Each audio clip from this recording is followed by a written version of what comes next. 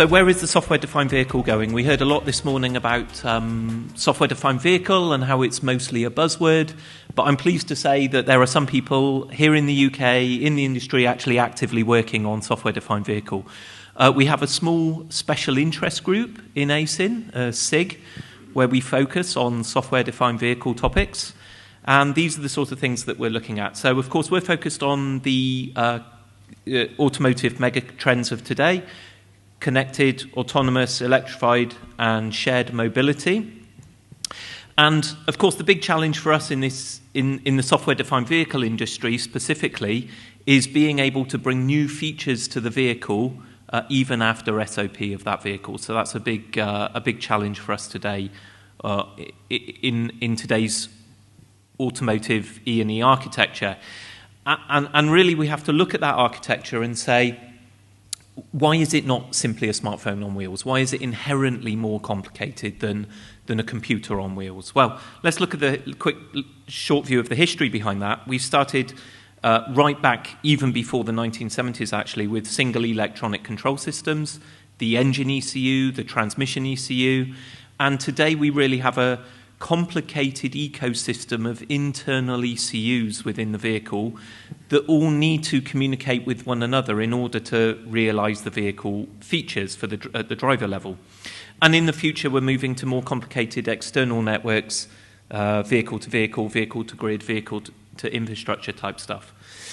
But when we look at how the electronics has evolved inside the vehicle over time, today it's not uncommon to see 100 or more ECUs in a vehicle. I was speaking to Bentley the other day and they told us how one of their vehicles has 160 ECUs in the car.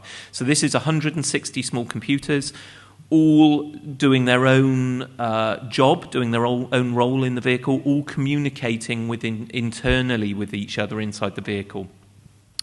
The electronic architecture, the actual design of the electronics has also evolved over time from a functional architecture to what we call functional domains, where we have essentially domain controllers that are mopping up something like chassis functions or body functions.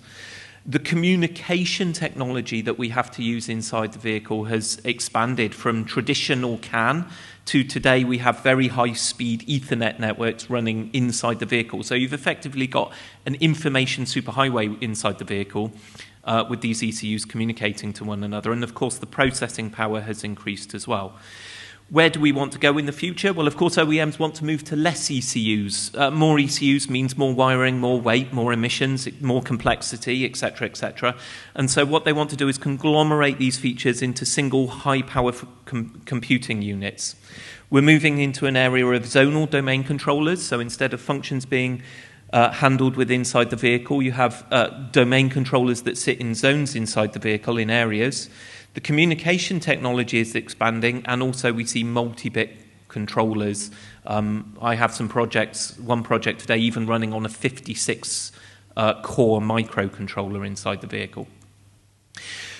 And I heard this morning about the buzzwords and how software-defined vehicle is a lot of buzzwords, and where are these software engineers? Well, I'm really pleased to say that our job here today is to break down these buzzwords a little bit and make it a bit more understandable. We do actually have software engineers working on these projects. I myself have a small team in the UK of software engineers working on delivering a software-defined vehicle feature set.